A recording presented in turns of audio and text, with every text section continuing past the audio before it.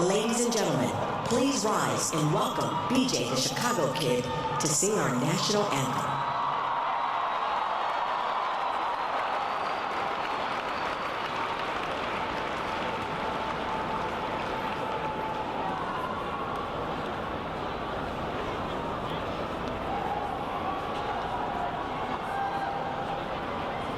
Oh, say, can you see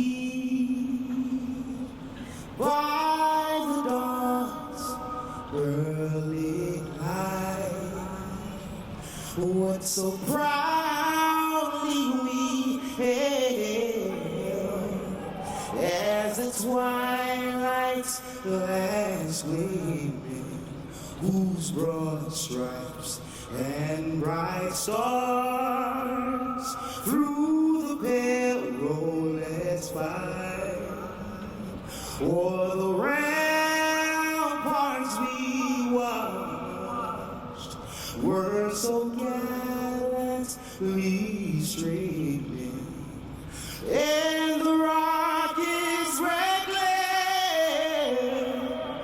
the bombs bursting in air.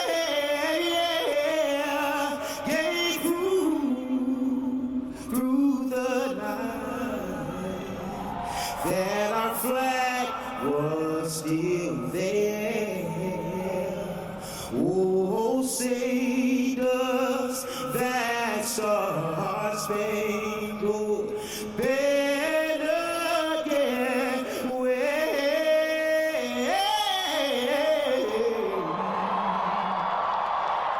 for the land of the free, in the home of the brave.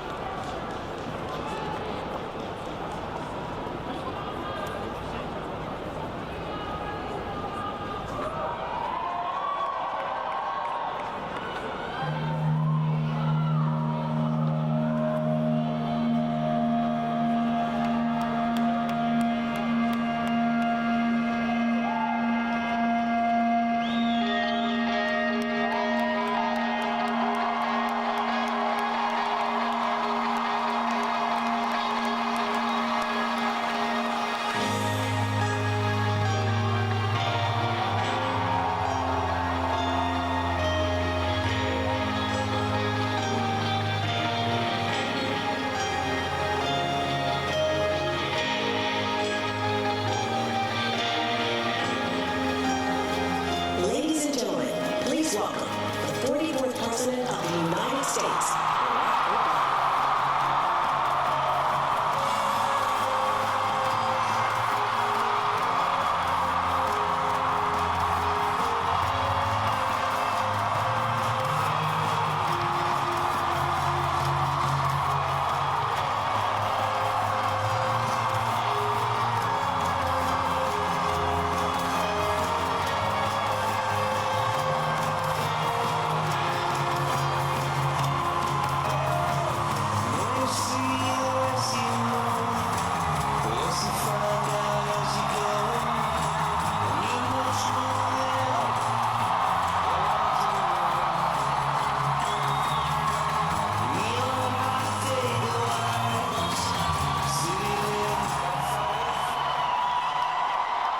Hello, Chicago!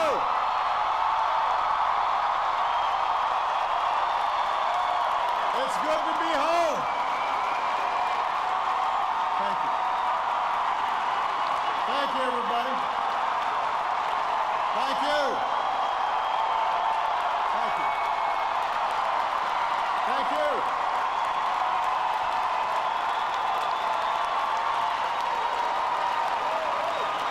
Thank you so much. Thank you. Thank you. Thank you. It's good to be home. Thank you. Thank you. Thank you.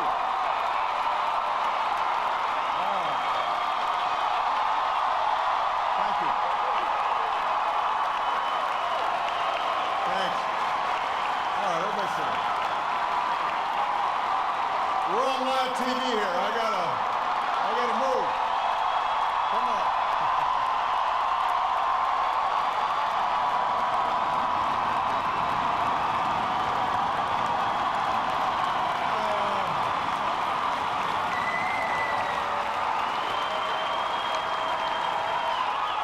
You can tell that I'm,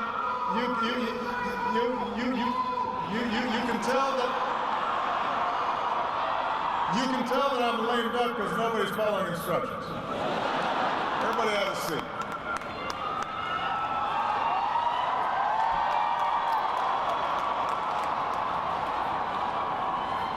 My fellow Americans,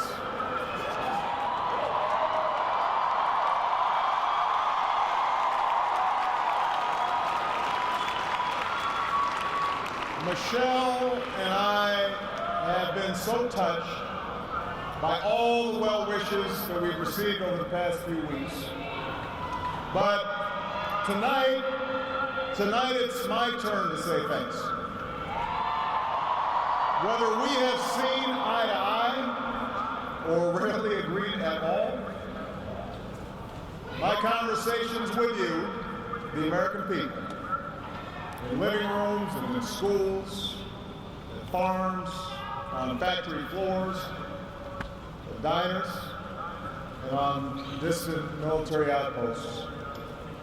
Those conversations are what have kept me honest, and kept me inspired, and kept me going. And every day I have learned from you. You made me a better president, and you made me a better man. So I first came to Chicago when I was in my early 20s. And I was still trying to figure out who I was, still searching for a purpose in my life. And it was the neighborhood not far from here where I began working with church groups in the shadows of closed steel mills. It was on these streets where I witnessed the power of faith and the quiet dignity of working people in the face of struggle and loss. I can't do that.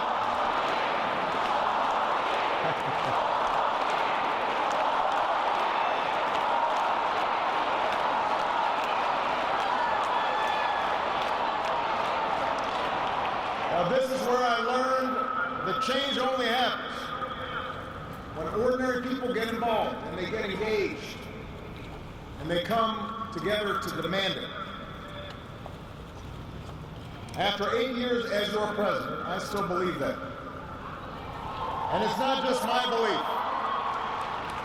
It's the beating heart of our American idea, our bold experiment in self-government.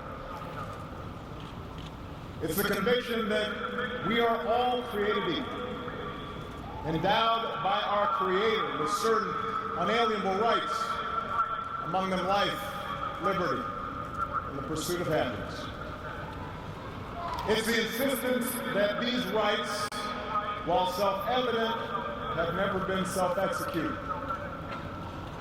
That we, the people, through the instrument of our democracy, can form a more perfect union. What a radical idea. The great gift that our founders gave to us. The freedom to chase our individual dreams through our sweat and toil and imagination. And the imperative to strive together as well to achieve a common good, a greater good. For 240 years, our nation's call to citizenship has given work and purpose to each new generation. It's what led patriots to choose republic over tyranny. pioneers to trek west, slaves to brave that makeshift railroad to freedom. It's what pulled immigrants and refugees across oceans in the Rio Grande. It's what pushed women to reach for the ballot. It's what powered workers to organize. It's why GIs gave their lives at Omaha Beach, Iwo Jima, Iraq, and Afghanistan. And why men and women from Selma to Stonewall were prepared to give theirs as well.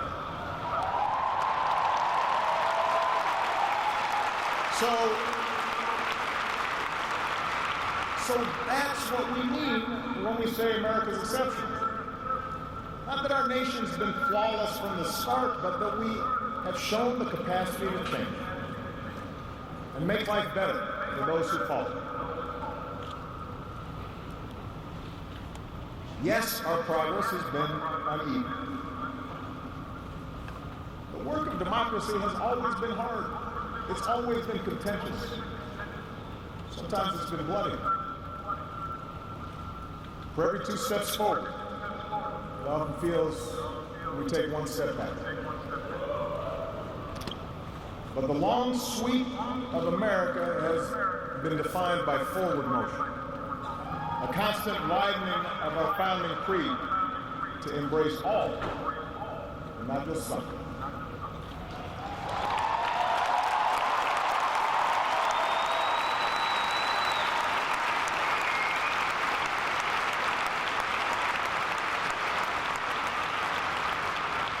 If I had told you 8 years ago that America would reverse the Great Recession, reboot our auto industry, and unleash the longest stretch of job creation in our history,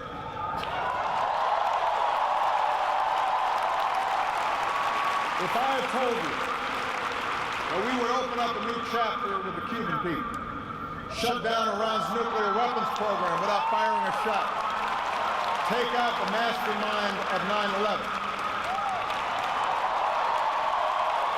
20 million of our fellow citizens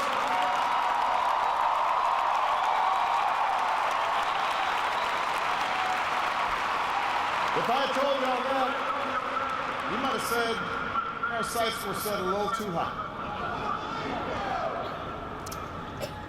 But that's what we did. That's what you did. You were the change. You answered people's hopes, and because of you, by almost every measure, America is a better, stronger place than it was when we started.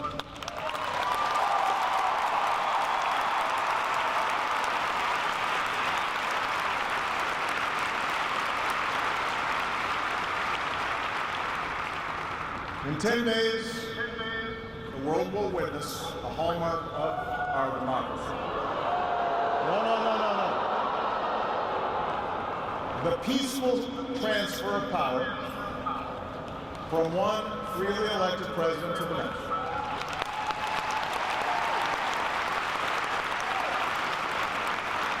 I committed to President-elect Trump that my administration would ensure the smoothest possible transition, just as President Bush did for me. Because it's up to all of us to make sure our government can help us meet the many challenges we still face. We have what we need to do so. We have everything we need to meet those challenges. After all, we remain the wealthiest, most powerful, and most respected nation on earth. Our youth, our drive, our diversity and openness, our boundless capacity for risk and reinvention means that the future should be ours. But that potential will only be realized if our democracy works. Only if our politics better reflects the decency of our people. Only if all of us, regardless of party affiliation or particular interests, help restore the sense of common purpose that we so badly need right now. And that's what I want to focus on tonight. The state of our democracy. Understand, democracy does not require uniformity. Our founders argued, they quarreled, eventually they compromised. They expected us to do the same.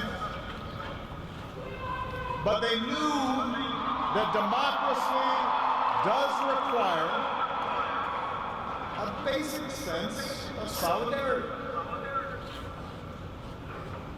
The idea that for all our outward differences, we're all in this together, that we rise or fall as one.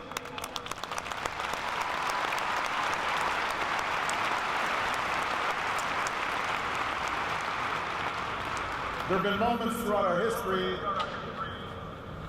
that threatened that solidarity. The beginning of this century has been one of those times. A shrinking world, growing inequality, demographic change, and the specter of terrorism. These forces haven't just tested our security and our prosperity, but are testing our democracy as well. And how we meet these challenges to our democracy will determine our ability to educate our kids and create good jobs and protect our homeland. In other words, it will determine our future. To begin with, our democracy won't work without a sense that everyone has economic opportunity. And the good news is that today the economy is growing again. Wages, incomes, home values, and retirement accounts are all rising again. Poverty is falling again.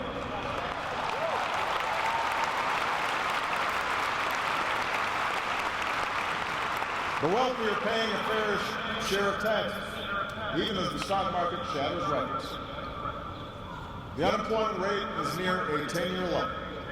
The uninsured rate has never, ever been lower.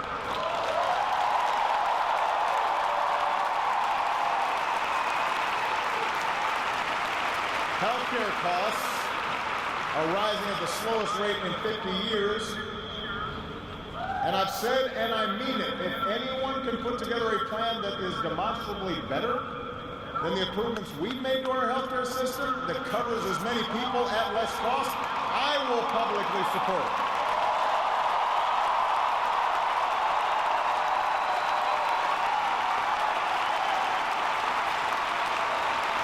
Because that, after all, is why we serve. Not to score points or take credit, but to make people's lives better. But for all the real progress that we've made, we know it's not enough. Our economy doesn't work as well or grow as fast when a few prosper at the expense of the growing middle class and ladders for folks who want to get into the middle class. That's the economic argument, but stark inequality is also corrosive to our democratic idea. While the top 1% has amassed a bigger share of wealth and income, too many of our families in inner cities and in rural counties have been left behind.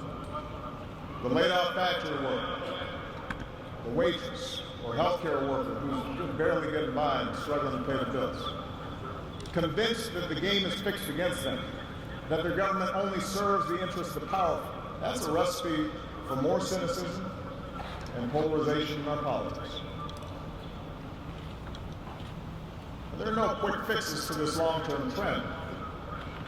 I agree, our trade should be fair and not just free. But the next wave of economic dislocations won't come from overseas. It will come from the relentless pace of automation that makes a lot of good middle-class jobs obsolete. And so we're going to have to forge a new social compact to guarantee all our kids the education they need, to give workers the power to unionize for better wages, to update the social safety net to reflect the way we live now, and make more reforms to the tax code so corporations and individuals who reap the most from this new economy don't avoid their obligations to the country that's made their very success possible.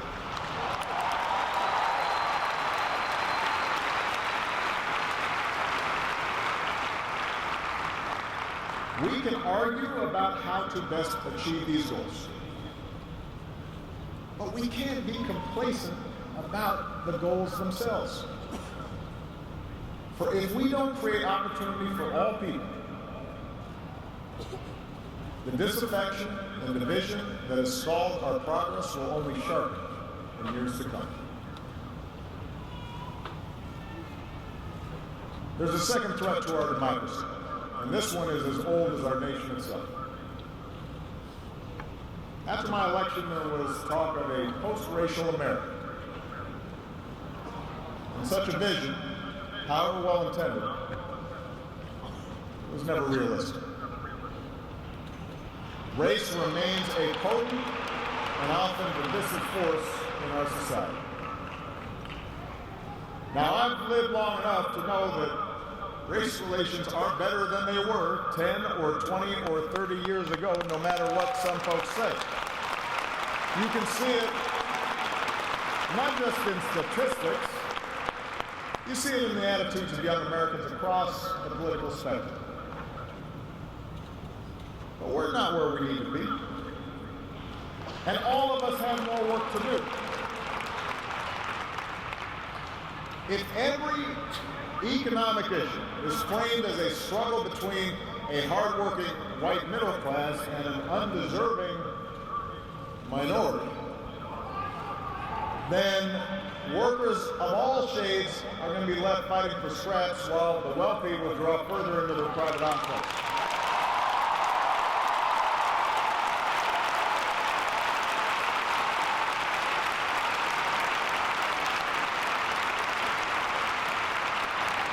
If we're unwilling to invest in the children of immigrants just because they don't look like us, we will diminish the prospects of our own children because those brown kids will represent a larger and larger share of America's workforce.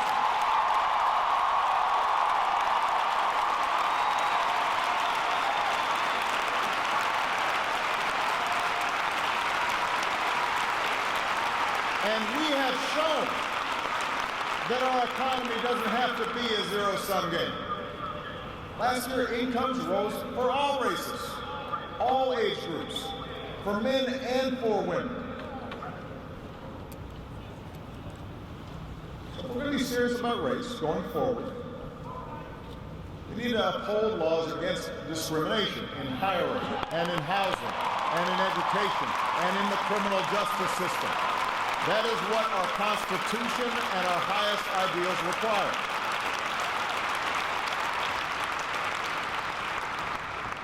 The laws alone won't be enough. Hearts must change. They won't change overnight. Social attitudes oftentimes take generations to change. But if our democracy is to work the way it should in this increasingly diverse nation, then each one of us need to try to heed the advice of a great character in American fiction, Atticus Finch, who said, "You never really understand a person until you consider things from his point of view, until you climb into his skin and walk around in it." For blacks and other minority groups, that means tying our own very real struggles for justice to the challenges that a lot of people in this country face. Not only the refugee or the immigrant or the rural poor or the transgender American, but also the middle-aged white guy who, from the outside, may seem like he's got advantages, but has seen his world upended by economic and cultural and technological change. We have to pay attention and listen.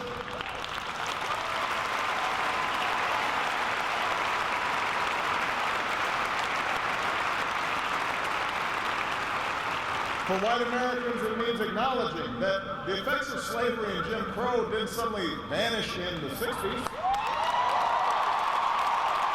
That when minority groups voice discontent, they're not just engaging in reverse racism or practicing political correctness.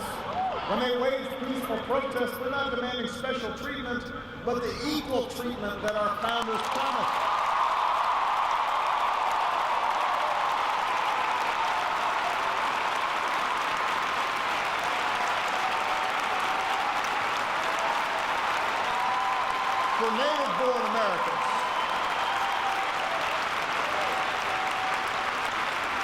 For native-born Americans, it means reminding ourselves that the stereotypes about immigrants today were said almost word for word about the Irish and Italians and Poles, who it was said were going to destroy the fundamental character of America.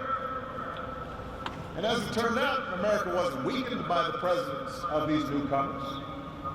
These newcomers embraced this nation's creed, and this nation was strengthened. So, regardless of the station that we occupy, we all have to try harder. We all have to start with the premise that each of our fellow citizens loves this country just as much as we do, that they value hard work and family just like we do, that their children are just as curious and hopeful and worthy of love as our own.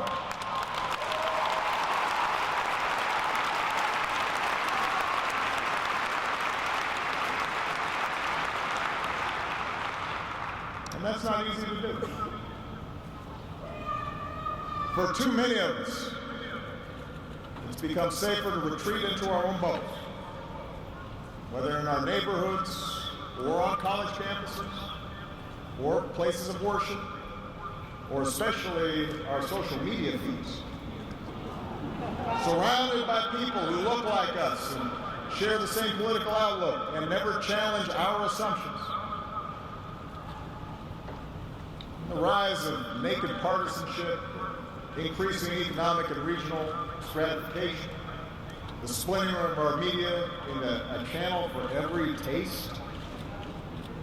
All this makes this great sorting seem natural, even inevitable. And increasingly, we become so secure in our bubbles that we start accepting only information, whether it's true or not, that fits our opinions, instead of basing our opinions on the evidence that is out there.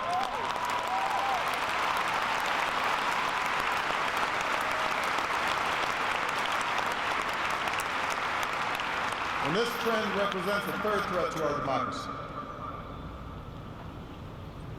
Look, politics is a battle of ideas. That's how our democracy was designed. In the course of a healthy debate, we prioritize different goals and the different means of reaching them. But without some common baseline of facts, without a willingness to admit new information and concede that your opponent might be making a fair point, and that science and reason matter, then we're going to keep talking past each other, and we'll make common ground and compromise impossible.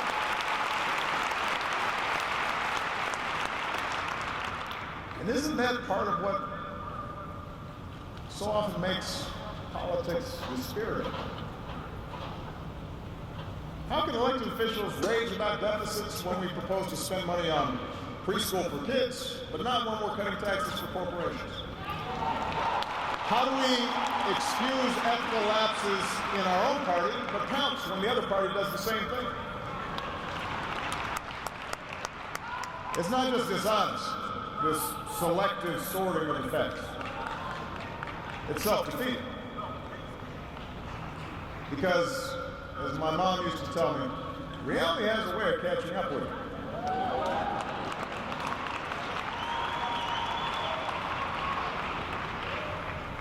Take the challenge of climate change. In just 8 years, we've halved our dependence on foreign oil. We've doubled our renewable energy. We've led the world to an agreement that has the promise to save this planet.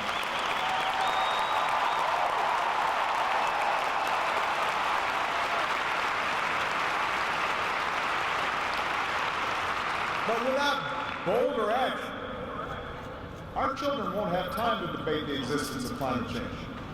They'll be busy dealing with its effects.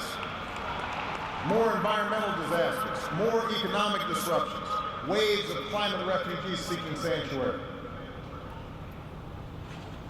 Now we can and should argue about the best approach to solve the problem.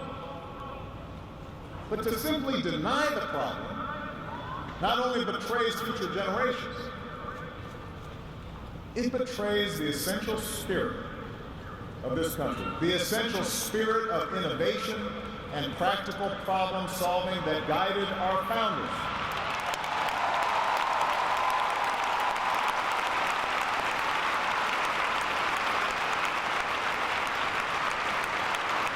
It is that spirit born of the Enlightenment that made us an economic powerhouse. The spirit that took flight at Kitty Hawk and Cape Canaveral. The spirit that cures disease and put a computer in every pocket. It's that spirit of faith in reason and enterprise and the primacy of right over might that allowed us to resist the lure of fascism and tyranny during the Great Depression, that allowed us to build a post-World War II order with other democracies, an order based not just on military power or national affiliations, but built on principles, the rule of law, human rights, freedom of religion and speech and assembly, and an independent press.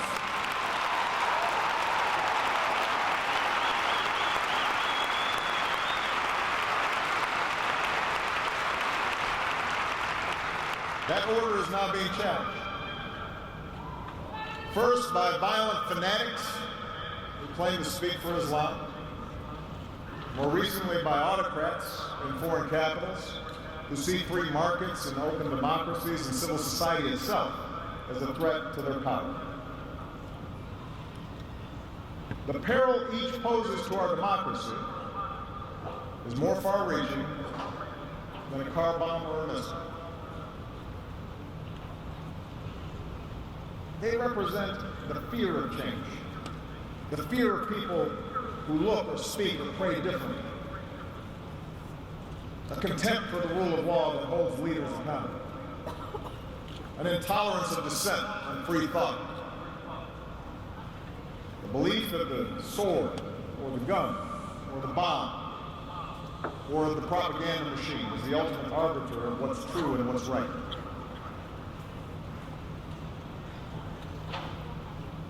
Because of the extraordinary courage of our men and women in uniform, because of our intelligence officers and law enforcement and diplomats who support our troops,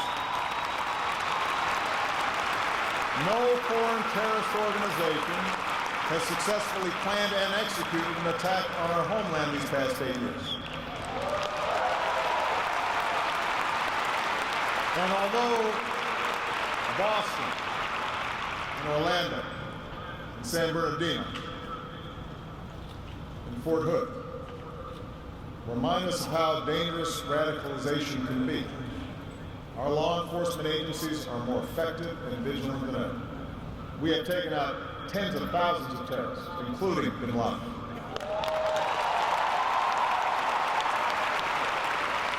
The global coalition we're leading against ISIL has taken out their leaders and taken away about half their territory. ISIL will be destroyed, and no one who threatens America will ever be safe. And to all who serve or have served, it has been the honor of my lifetime to be your commander-in-chief. And we all owe you a deep debt of gratitude.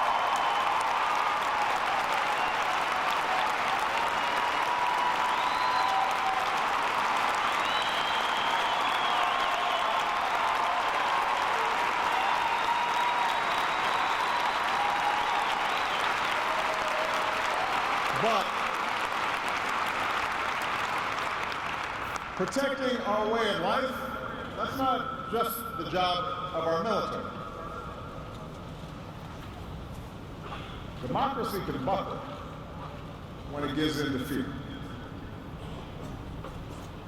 So just as we, as citizens, must remain vigilant against external aggression, we must guard against a weakening of the values that make us who we are. And that's why for the past 8 years, I've worked to put the fight against terrorism on a firmer legal footing. That's why we've ended torture, worked to close Gitmo, reformed our laws governing surveillance to protect privacy and civil liberties. That's why I reject discrimination against Muslim Americans, who are just as patriotic as we are.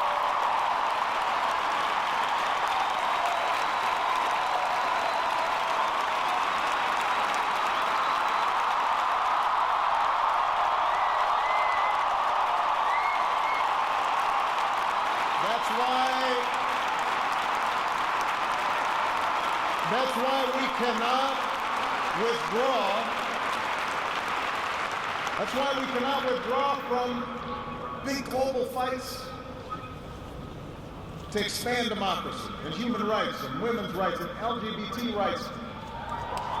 No matter how imperfect our efforts, no matter how expedient ignoring such values may seem, that's part of defending America. For the fight against extremism and intolerance and sectarianism and chauvinism are of a piece with the fight against authoritarianism and nationalist aggression. If the scope of freedom and respect for the rule of law shrinks around the world, the likelihood of war within and between nations increases. And our own freedoms will eventually be threatened.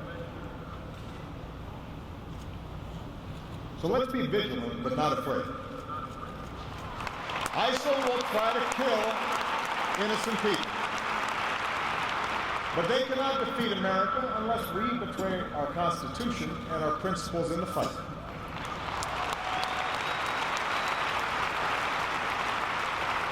Rivals like Russia or China cannot match our influence around the world unless we give up what we stand for and turn ourselves into just another big country that bullies smaller neighbors.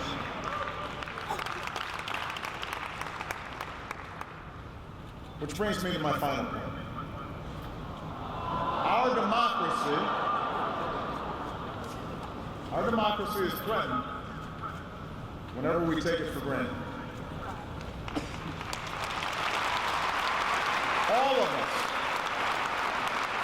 regardless of party, should be throwing ourselves into the task of rebuilding our democratic institutions. When voting rates in America are some of the lowest among advanced democracies, we should be making it easier, not harder, to vote.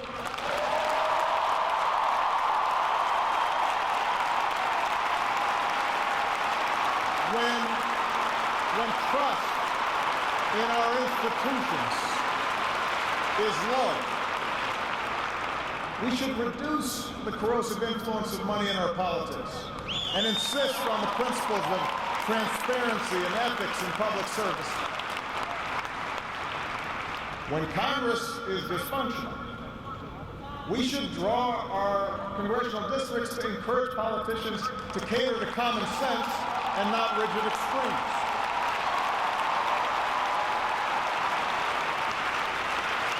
But remember, none of this happens on its own. All of this depends on our participation, on each of us accepting the responsibility of citizenship, regardless of which way the pendulum of power happens to be swinging. Our Constitution is a remarkable beautiful gift. But it's really just a piece of parchment. It has no power on its own. We, the people, give it power. We, the people, give it meaning with our participation and with the choices that we make and the alliances that we forge. Whether or not we stand up for our freedoms, whether or not we respect and enforce the rule of law, that's up to us. America is no fragile thing, but the gains of our long journey to freedom are not assured. In his own farewell address, George Washington wrote that self-government is the underpinning of our safety, prosperity, and liberty. But from different causes and from different quarters, much pains will be taken to weaken in your minds the conviction of this truth. And so we have to preserve this truth with jealous anxiety that we should reject the first dawning of every attempt to alienate any portion of our country from the rest, or to enfeeble the sacred ties that make us one.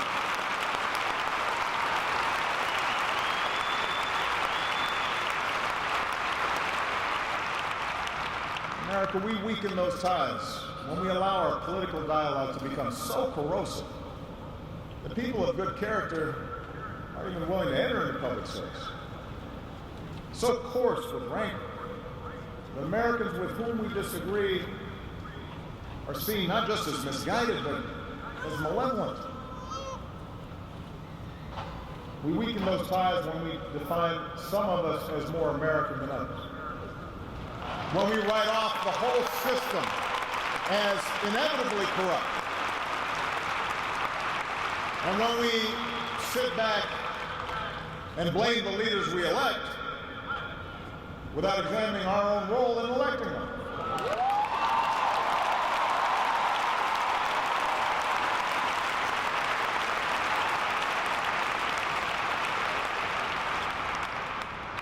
It falls to each of us to be those anxious, jealous guardians of our democracy.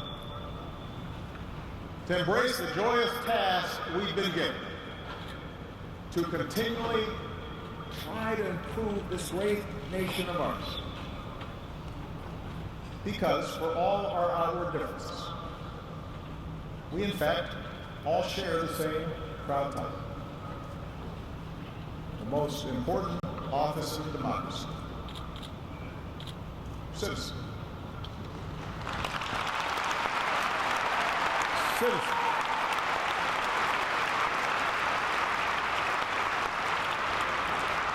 So you see, that's what our democracy demands. It needs you. Not just when there's an election, not just when your own narrow interest is at stake, but over the full span of a lifetime. If you're tired of arguing with strangers on the internet, try talking with one of them in real life.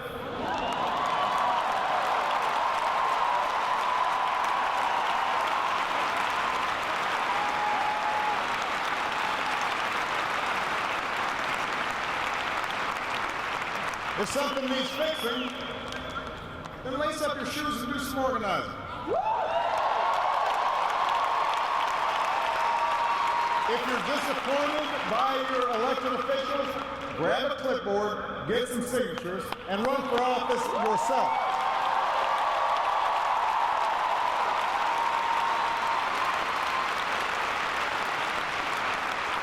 Show up. Dive in. Stay at it.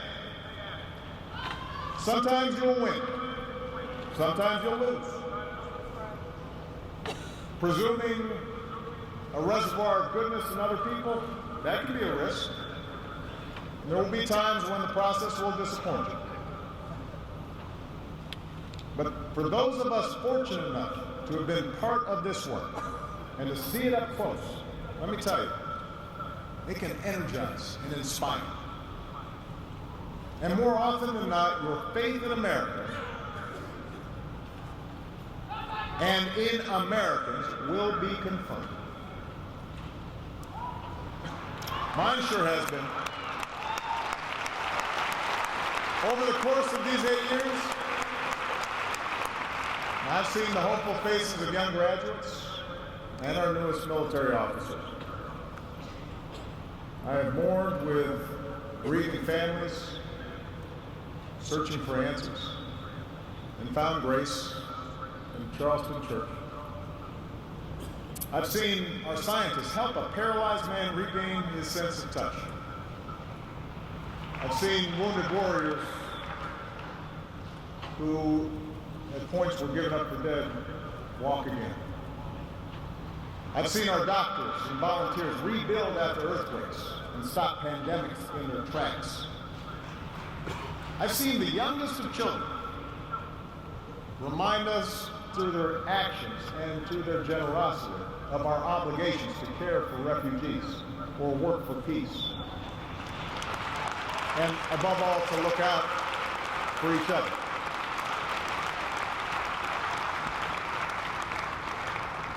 So that faith that I placed all those years ago, not far from here, in the power of ordinary Americans to bring about change,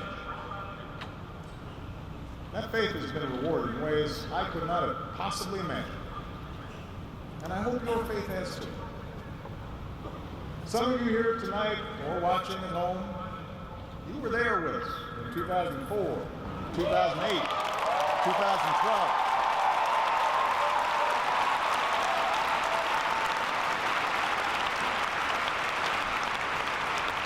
Maybe you still can't believe we pulled this whole thing off. Let me tell you, you're not the only ones. Michelle?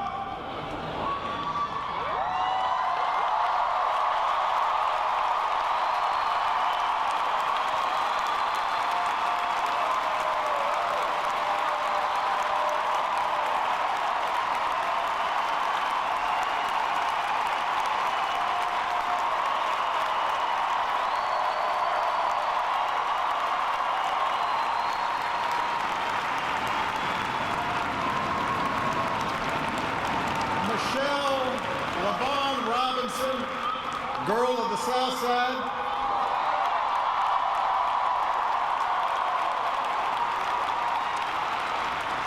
For the past 25 years, you have not only been my wife and mother of my children, you have been my best friend.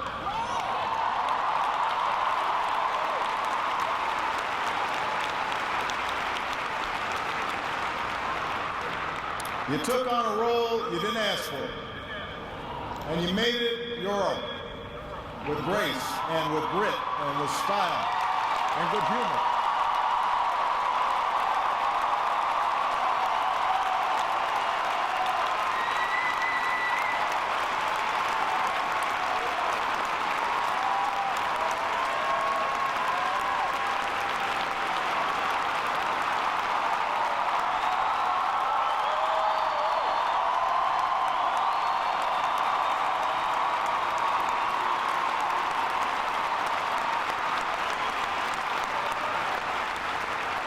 You made the White House a place that belongs to everybody.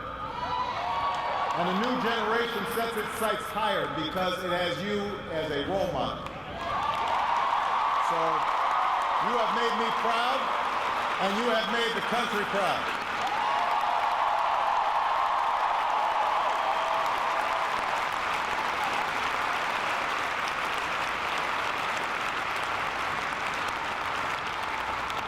Malia and Sasha, under the strangest of circumstances, you have become two amazing young women. You are smart and you are beautiful, but more importantly, you are kind and you are thoughtful and you are full of passion. And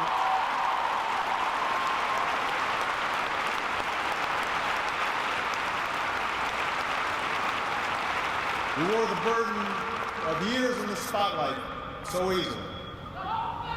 Of all that I have done in my life, I am most proud to be your dad.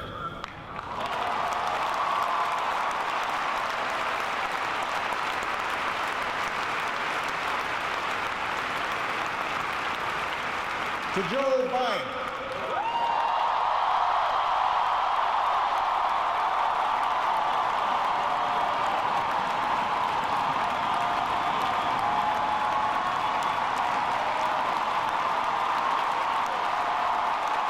the scrappy kid from Scranton who became Delaware's favorite son. You were the first decision I made as a nominee, and it was the best. Not just because you have been a great vice president, but because in the bargain I gained a brother.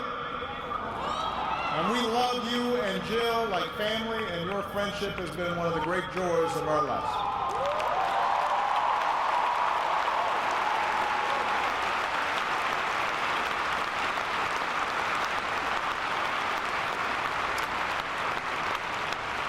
To my remarkable staff, for 8 years, and for some of you a whole lot more, I have drawn from your energy, and every day I try to reflect back what you displayed: heart and character and idealism. I've watched you grow up, get married, have kids, start incredible new journeys of your own. Even when times got tough and frustrating, you never let Washington get the better of you. You guarded against cynicism. And the only thing that makes me prouder than all the good that we've done is the thought of all the amazing things that you are going to achieve from here.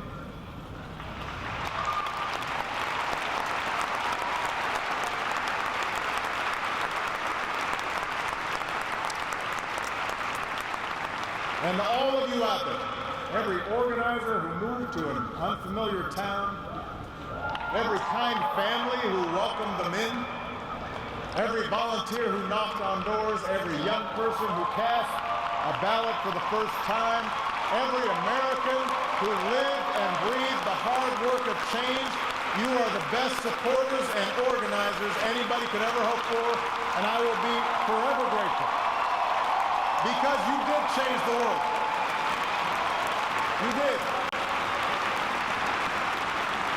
And that's why I leave this stage tonight even more optimistic about this country than when we started. Because I know our work has not only helped so many Americans, it has inspired so many Americans, especially so many young people out there, to believe that you can make a difference, to hitch your wagon to something bigger than yourselves. Let me tell you, this generation coming up, unselfish, altruistic, creative, patriotic, I've seen you in every corner of the country.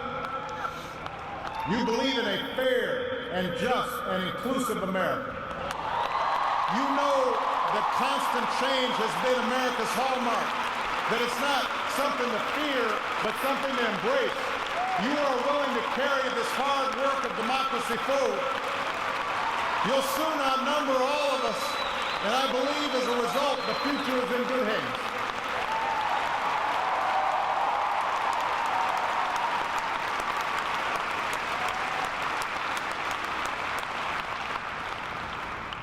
My fellow Americans, it has been the honor of my life to serve. I won't stop. In fact, I will be right there with you as a citizen for all my remaining days. But for now, whether you are young or whether you're young at heart, I do have one final ask of you as your president. The same thing I asked when you took a chance on me 8 years ago. I'm asking you to believe, not in my ability to bring about change, but in yours. I'm asking you to hold fast to that faith written into our founding documents, that ideal whispered by slaves and abolitionists, that spirit sung by immigrants and homesteaders and those who marched for justice, that creed reaffirmed by those who planted flags from foreign battlefields to the surface of the moon. A creed at the core of every American whose story is not yet written. Yes, we can. Yes, we did. Yes, we can. Thank you. God bless you. May God continue to bless the United States of America. Thank you.